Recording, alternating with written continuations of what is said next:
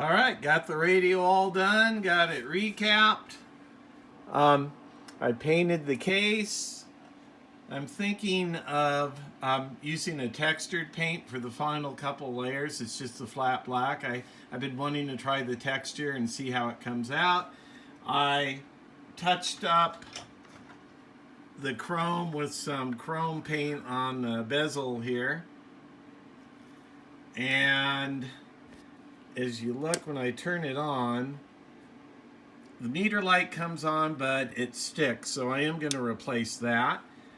In a minute, I'm going to show you some contacts. It sounds good. I want to thank James WR66 in Mississippi for confirming that the radio is on frequency and sounds good. I appreciate that. I did have a couple issues when recapping it.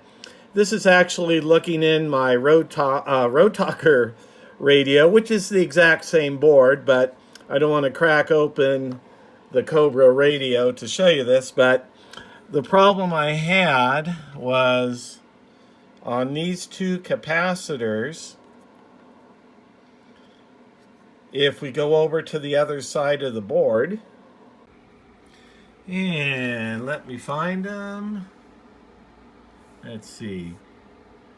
They were right here. So these are two different capacitors. These were the positive leads on the capacitors. And one of the negative leads went over here, and the other negative lead went over here.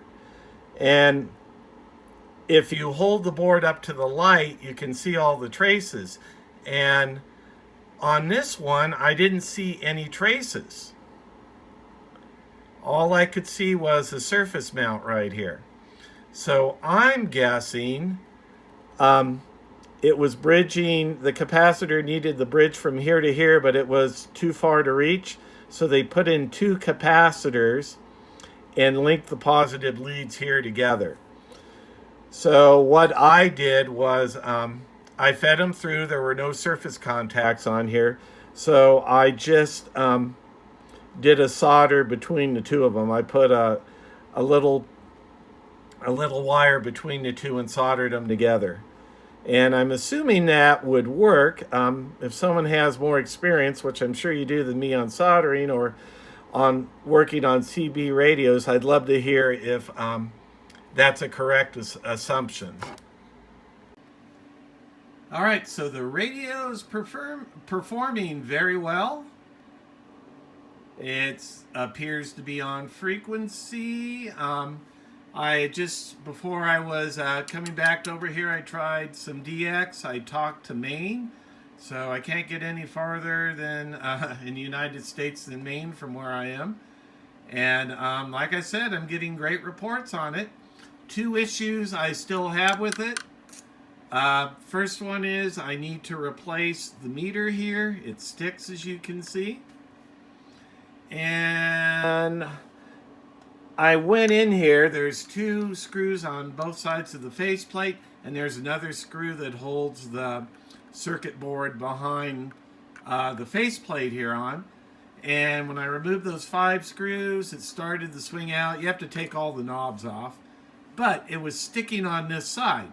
So I couldn't see another screw anywhere, so I'm wondering if maybe there's some glue or something here. I tried to look on the internet. I saw a couple things, but nothing really specific to this particular Cobra. So I'm hoping one of my viewers has some experience with this and can tell me what the hang-up is here.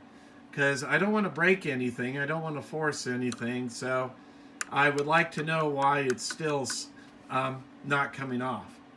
Other issue, not a big deal for me. But after I'm done with the radio, if I disconnect it from the power supply, turn on the power to discharge the capacitors, I notice when I put it back together and plug it in, on channels 1 through 16, they don't come up until it warms up.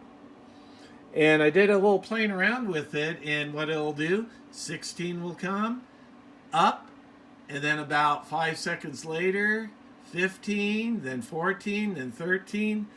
So I don't know if that's a capacitor problem.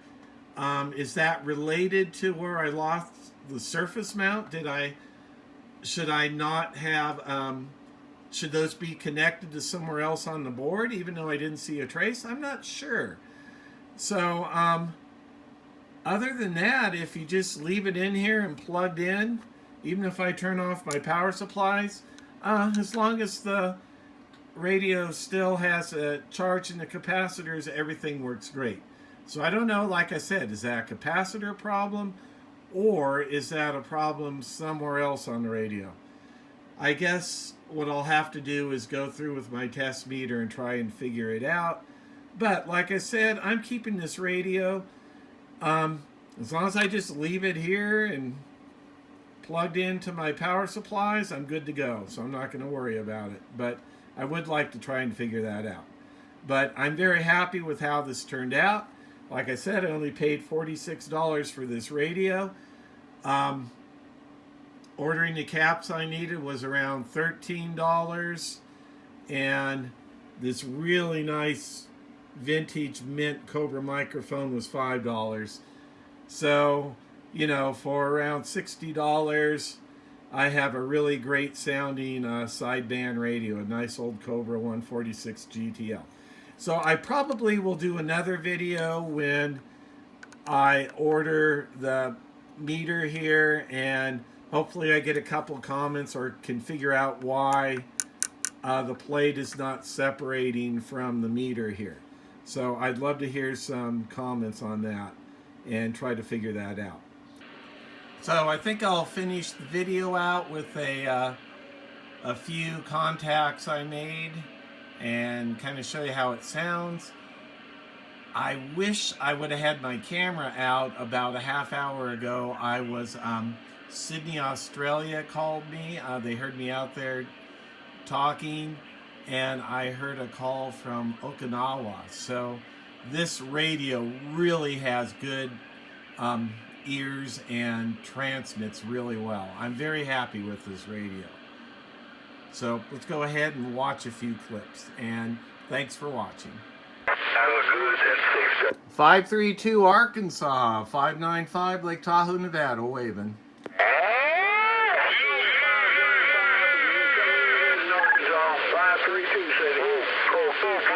532, sounding good here in Lake Tahoe, Nevada.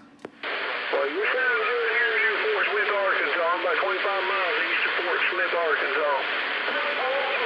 Well, you got a good sounding radio and a big 73s to you from Lake Tahoe, Nevada, 595.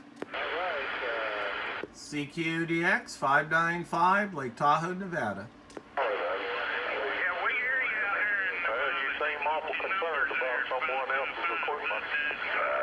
595, hello. Hello, 595 Lake Tahoe, Nevada.